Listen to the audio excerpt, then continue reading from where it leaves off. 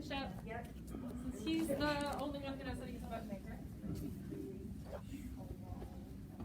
Station number 3 over here is our Fab Lab. So here's pretty much where we have like any of our crafty stuff. So we have things like Raspberry Pis, like Mr. Fry was talking about. I have our Linux over here in the corner. Earlier this week, the Spinning Forensics class was down here trying to design and code homemade light detectors out of these Arduinos. Pretty cool. We can make buttons, we can make banners, we can post a printer and hang bonnets over there. Shep's class has broken and fixed the button maker like 5 different times, and I think they're crying in the basket how to use it right now. So if you want to make a button, we have some button materials ready to go, and Shep will be able to show you how. We also have a laser cutter over here, where we can do things like engrave pretty much anything that you might imagine. So kids use this for our river logo. Last year they had a history project where they could design their own coins, and they made engraved those, so we got some physical things. We also have some bus cuts. If anybody wants to do engraving right now too, we have 2 stations, Shep is over there, and I'm over here. If you're interested in getting a little hands-on. Otherwise, that's the end of our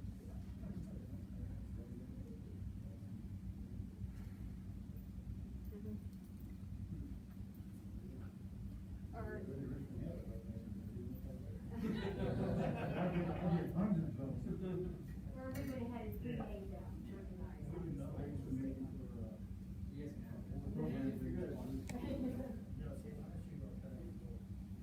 Can't say that we might help you out. I'll take it. So we connect that right here. There you go. How big is that?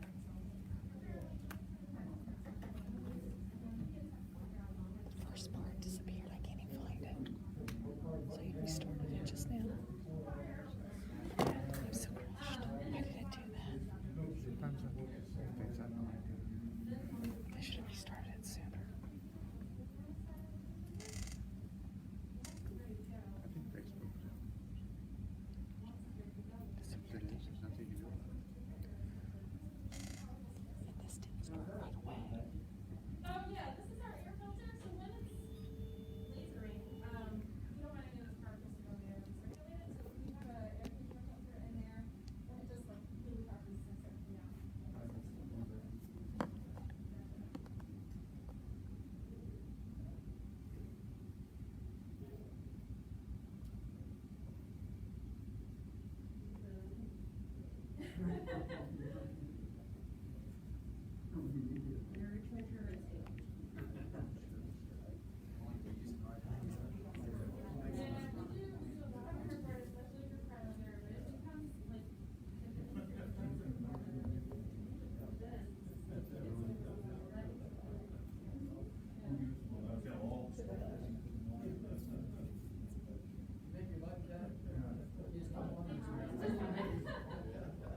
Maybe power weekend on, so I think. Hey, should we get this logo changed one of these days? Next drop? It's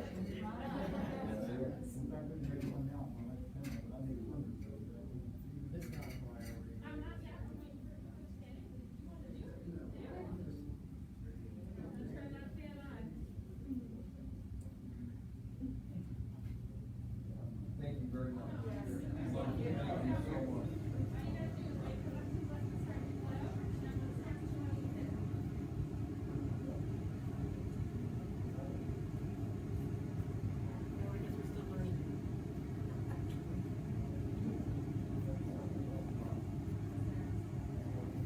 Thank you.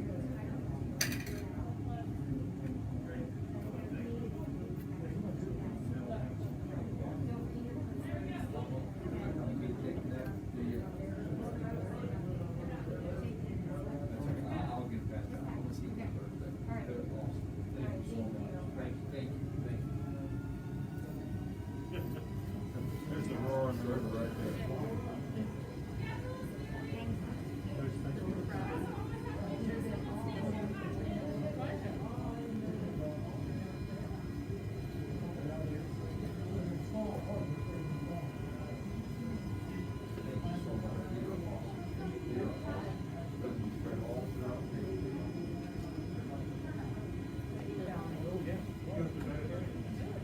It's a material cost, though.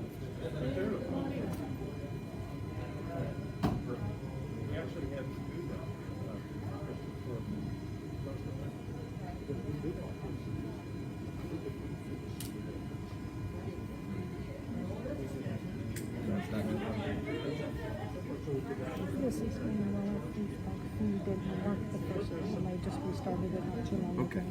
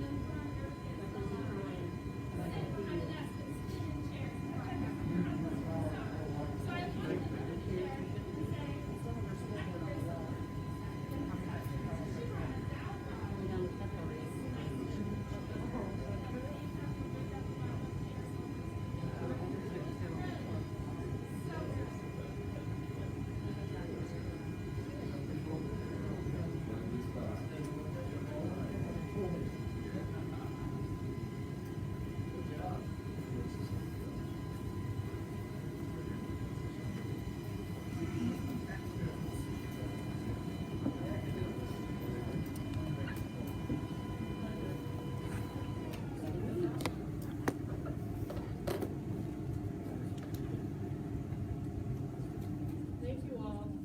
Yeah, thanks a lot. My agenda's locked up, so I'm not sure we are. Item number 7, Committee committee reports. reports, there we go. All right, let's go ahead and get our report on the committees. Hey, Kristen, you have all of them, right? I do. Thank you, Kristen. So I'm just gonna take this off so you guys can hear me. So we had the facility committee, sorry, my hearing aid falls out anytime I take a mask off. So the facility committee, we talked about, a marquee sign at the front of, the building here for both the high school and middle school, basically a main campus, upgrade to the sign. I think that's something we can look at some point, or alternate funding to help offset the cost for that, but that was just part of the discussion. We did review the master facilities plan and the monies that takes to update and maintain the $80 million of infrastructure that we have here at Richmond Schools. And what we needed to work on, and part of that was the roofs at Monroe and the high school. They were not to be on for this year, but due to some water leaking in and the insulation being wet, those projects are having to be moved up, so that's why we looked at that master facilities plan, because other things were gonna be moved and put on hold to update that. So we will be moving forward with the roofs for those two facilities. The track replacement, if you guys remember, last year we talked about we're gonna need to replace the track, and last year it was patched. We're gonna do some patching to get it through this next track season, and then after that, as soon as either track ends or graduation ends, whichever one is first, or last, when we will move forward with replacing the track. And the reason we're also doing it that way is it will fall under 2 fiscal years of payment to cover the cost of the replacement of the track. We did have a property update on Front Street and Market Street, what was going on with there, and we're gonna talk about that a little bit later with the finance committee. And then, one thing we did talk about was badging, and what we're talking about is being able to use these at Monroe and Locust Corner to get all our facilities, the access more secure. It's, definitely gives us a better control of who is in our buildings, out of our buildings, when. If they're no longer employed with us, that can be shut off right away. There's no more keys, there's no more fobs. So it's to provide better security and safety for our facilities, which was addressed in a safety plan a couple years ago the Sheriff's Department had done. And it's just to get us all consistent as it is on the campus. And then, one thing that was brought up was the boardroom windows. As you see when you walk into this building or any of our buildings, you can see out them very easily, but when you look in, you see the branding of Richmond Schools, whatever building you're at, it's Monroe, Locust Corner, but it's all the same. But it's a very nice aesthetic, but it also prevents the sun from coming in to give us better control of temperature regulation. So we talked about the boardroom windows down at the administration building. And Mr. Fry, I know he just left, but he gave us a really nice presentation of a nice overview of the river of New Richmond and the town, and then talking about each of our buildings, having a nice picture of our buildings on those windows when you first walk in. And all that will be covered by PBIS funds. That is not, it's money that's already been regulated for signage and everything, so it's not money that's coming out of our general fund to pay for that. But to give it a really nice professional look of an overview of our entire district and our community, the main town of New Richmond.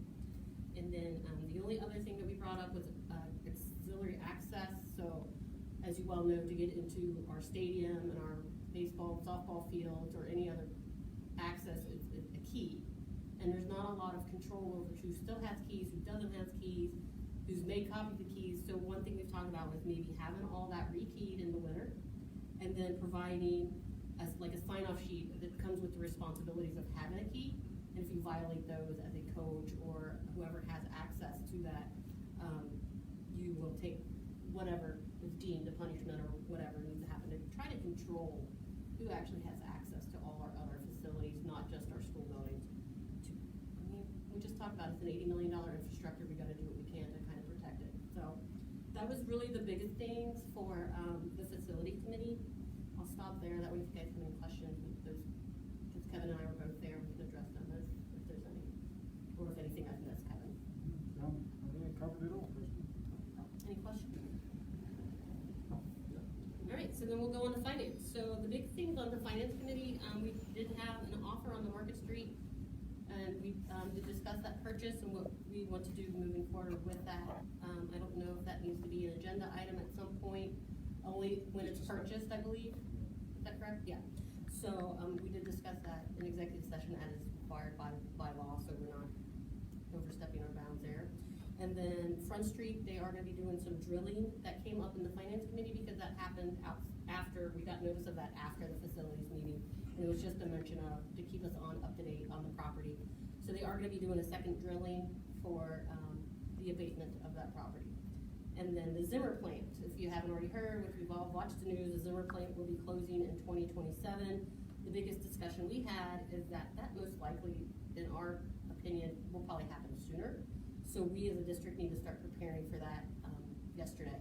And so we did ask Mr. Corbeil to provide for us in the upcoming 5-year forecast those numbers and to keep an eye on that revenue that we will lose and where those changes can be made as we move forward and as we see fit, how that can happen to offset the loss of that revenue. And then the open enrollment for American Fidelity, which is later on the agenda for the insurance, was discussed in the finance plan with the savings that provides to the district with the employees being able to be in that program. And so, there was a tournament fund, and as Mr. Corbeil explained to us, money has been put into that fund when we hosted tournaments, and that's where things should have been paid out of for running of those tournaments, but it hadn't. So we talked about whether that money would go into the general fund to replace where the money was actually paid. And so we've established and maintaining that fund. And so that was pretty much it for the finance committee. The biggest part was talking about the Market Street. So any questions? And Tim is normally with me, but he had to deal with a family emergency that day, so he wasn't able to make it. So unfortunately, I can only answer the questions to them. But thanks. I can help you out if you have any. None? All right. So the third thing is not necessarily a board committee, but it is does have a board representative, which is the safety committee. And it was really nice to have the Board of Health there to give us an update on COVID, which was really kind of nice to hear on from them and what they're doing. We're going to be working on updating our EOPs here soon. But the biggest thing that has come to us out of that safety committee meeting was underage drinking parties.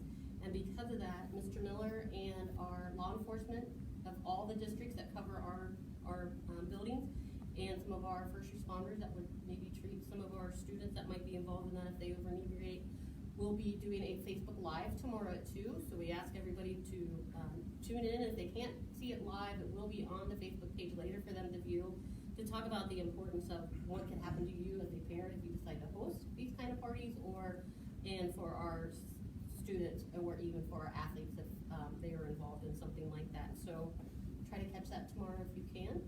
And I think that was pretty much the most important thing that we went over that we can discuss here. Oh, and the other thing was our SAD programs are also going to be addressing that at each level of our buildings. So that's all I have. That's great. Thank you, Kristen. Very cool. All right.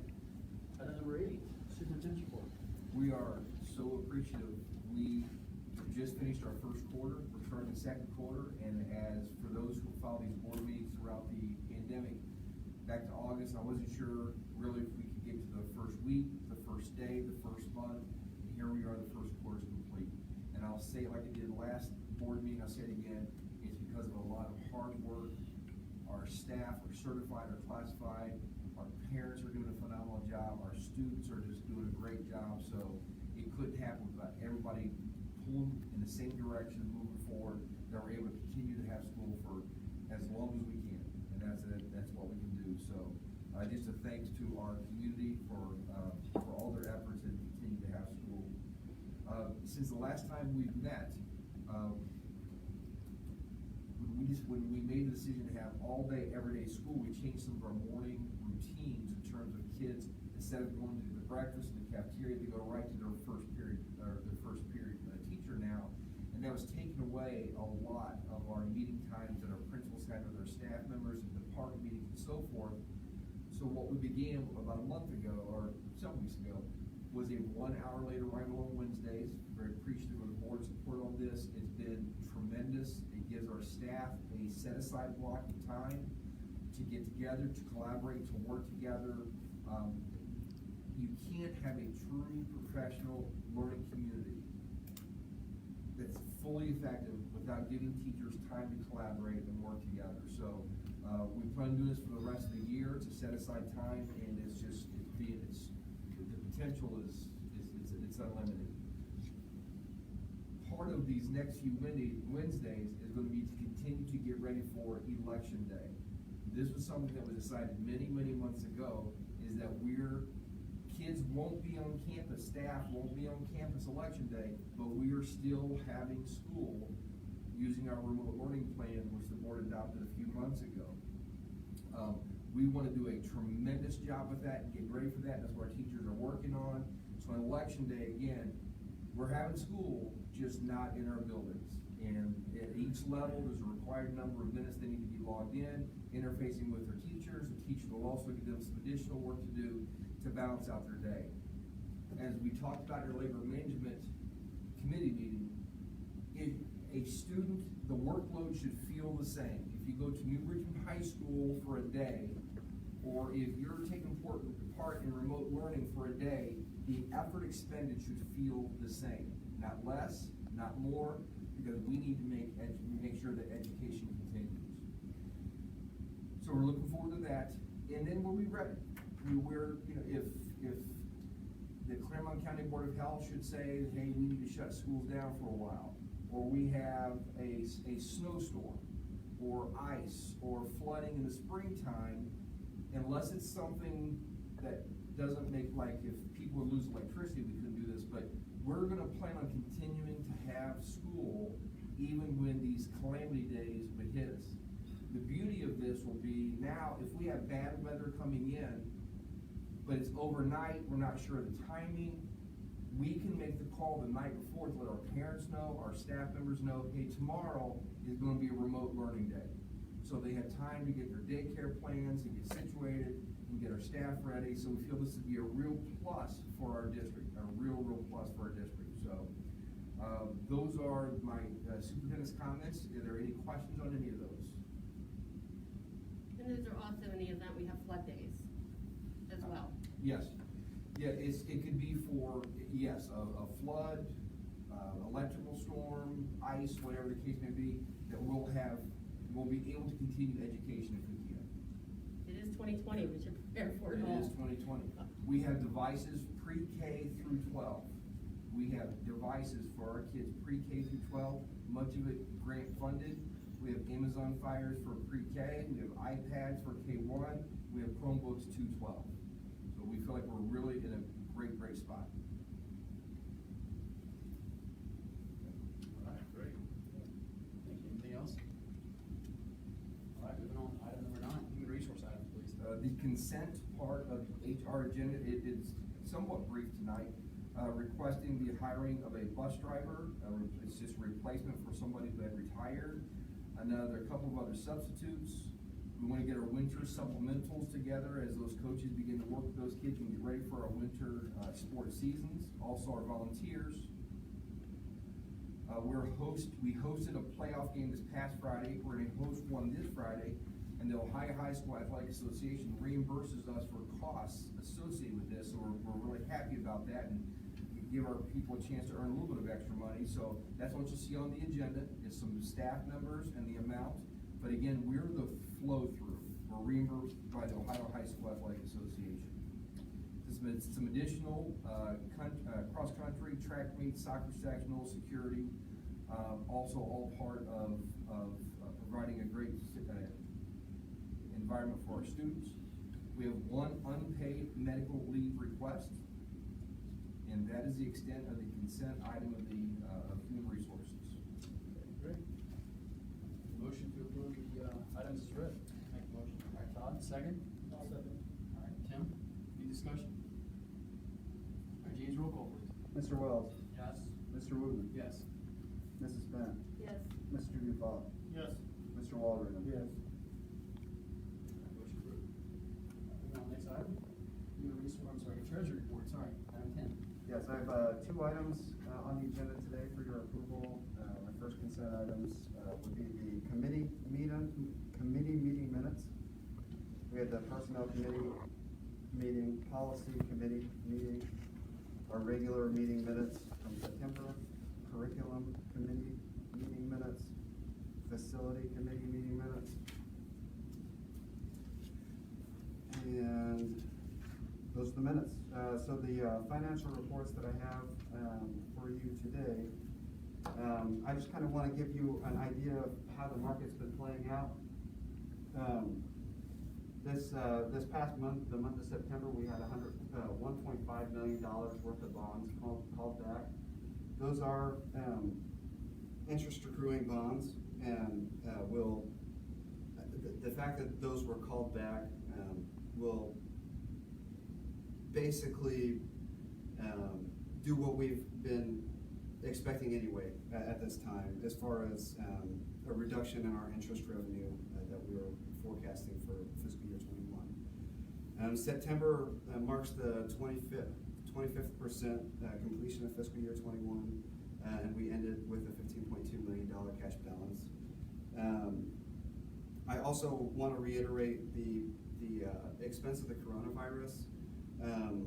As much as we want to make a priority, it is our priority to provide a safe and healthy environment to our students and staff. I wanted to reiterate, we will be receiving roughly $550,000 worth of coronavirus relief funds, whether it be connectivity, the Relief Act dollars, and the CARES Act. We also have some CCIP grant dollars that are going to be coming towards us for these sort of expenditures as well. With that said, I'm still anticipating roughly a $1.5 million hit to our budget in these additional expenditures, which include the state cuts, also include the substitute costs to us for the long-term substitutes.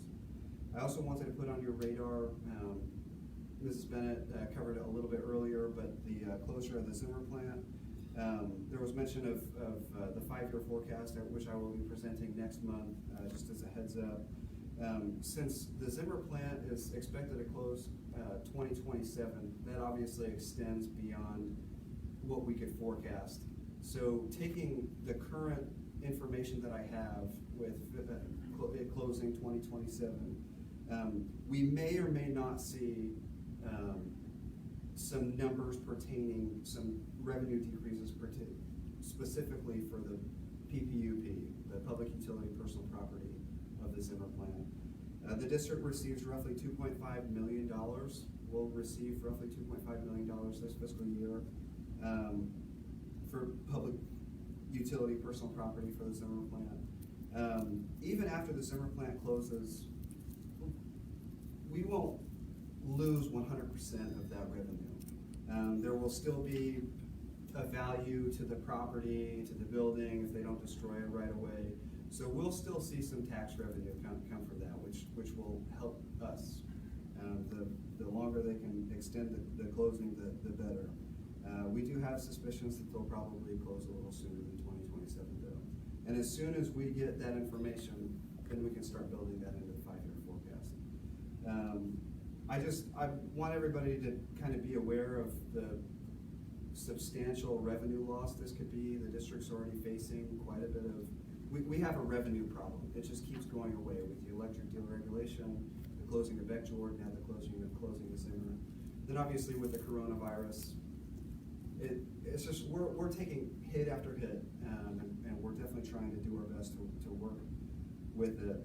However, if this continues, just a comparison, I just kind of wanted to bring it to your attention.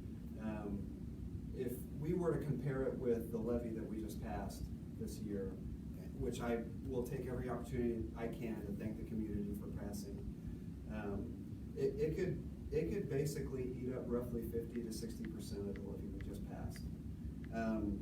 So we definitely need to do what we can to look for additional revenue sources.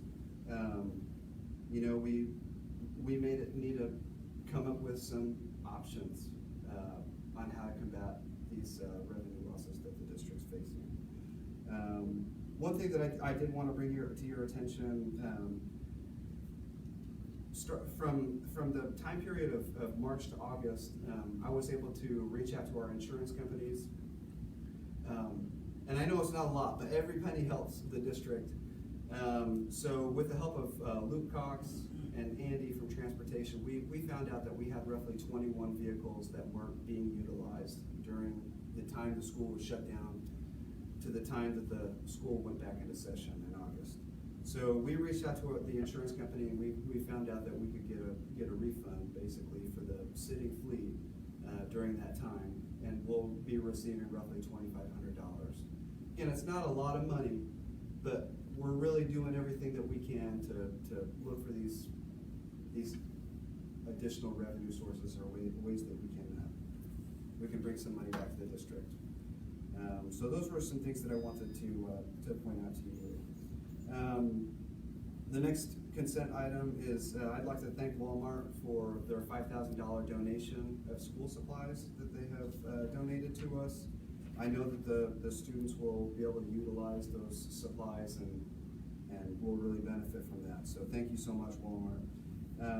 We need to establish the creation of Fund 467, which is the Student Wellness and Success Fund. The next item is the Claremont County Developmental Disability Contract Agreement. So as of right now, we have 7 students that are participating in this program. And the cost of the agreement is $172,000, just a little bit over $172,000. Those are my first consent items. The next item, item J, New Richmond has partnered with American Fidelity, so we'll vote on this separately. Should we vote on that first, or should I go into section 125? So go into section 125. So New Richmond has partnered with American Fidelity. They're going to be providing us benefits. They're also going to manage our flexible spending account. We were originally with Chard Snyder, and we were spending roughly $4,500 a year on them managing our flexible spending account. With partnering with American Fidelity, they're going to take care of that at no cost to the district. So we'll be saving roughly $4,500. They're really great. This is a huge benefit to the district and to our staff. They're going to take the time to educate our staff on benefits that they can utilize. And one other thing, and that's why it's on the agenda, is they're gonna make sure that the district's within the IRS compliance. So for your approval is the tax section 125, which basically says, hey, you can offer benefits pre-tax, which is a huge benefit to the district. So looking forward to that. And today was actually the first day of open enrollment. And so far, I've had nothing but positive comments. It's going really well with American Fidelity. So that's what I have for you today. Awesome, thank you. So we're going to take items 10A through I for first vote. We'll do item 10J separately. So I need a motion for items 10A through items 10I. I'll second. Okay, we got Tim for the motion, second by Todd. Any discussion on that? Let's do roll call, please.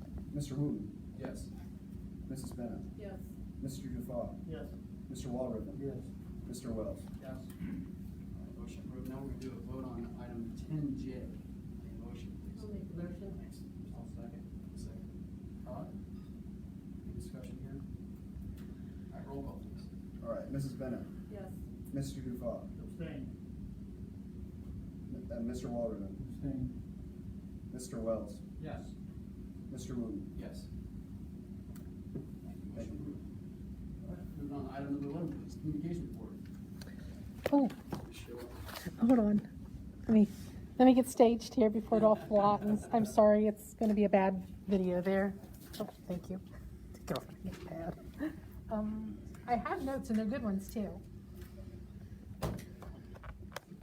Nicole's my hero. Okay, so just for fun, I just wanted you to know, sometimes I'm like, well, you're posting stuff on Facebook here and there and trying to get information out to people, and some of it's just fun and some of it's just stuff you need to know. So this past month, since our last board meeting, we have posted just under 60 posts just on our Facebook page. That's actually it was 57. 2 of the posts reached over 5,000 people. Our community being the community that it is, it likes to celebrate community-ness and well-being and nurturing one another, I think. And both of those posts just hit on those marks. The one had to do with the $5,000 gift from Walmart. That received over 5,200 views. And the one about the USDA extending the free breakfast lunch program through the end of June into 2021. People really appreciated that as well, and that was over 5,700 views. So kind of this, other things, you might get about 300 on some of the views. A lot of them range between 800 to maybe 1,800 in a general big ballpark way. After last month's meeting, we launched 2 major informational campaigns. I believe from the response, or maybe lack of response in many cases, both were successful. The first had to do with our Delay Start Wednesdays. We hit that hard with a message straight from the superintendent in emails. We hit the social media. All of the buildings shared out this information on their communication platforms. Phone calls out from the superintendent on Monday. The buildings followed suit Tuesday. So we had very little hiccups in the way of what was reported in that launch of that. The second was the Stay Safe, Speak Up app. And that seemed to go out very well too. And again, a similar sort of launch, not the phone calls, but generous sharing on various platforms, social media, press releases. And the press release about that captured the front of the Claremont Sun, as did the Delayed Start Wednesday featuring our superintendent on the cover. So we've got some good footage out of all those things. So lots of progress and lots of just harrowing effort of people. The nice time this week, the Bullying Prevention Month's going on right now nationally. And at the middle school, Mrs. Scully was promoting how the kids could download the anti-bullying app, and I think others are doing that as well and showing how they can show those sort of things.